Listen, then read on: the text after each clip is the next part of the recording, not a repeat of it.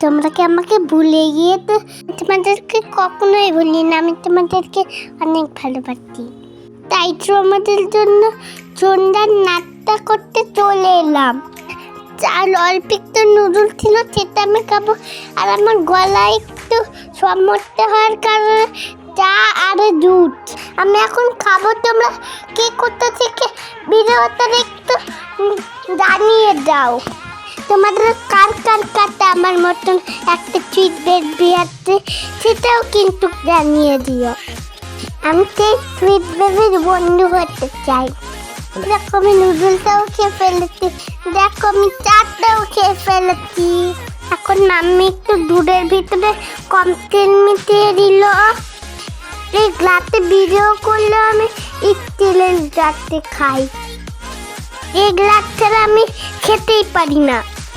সবাই ভালো থেকো, টাটা।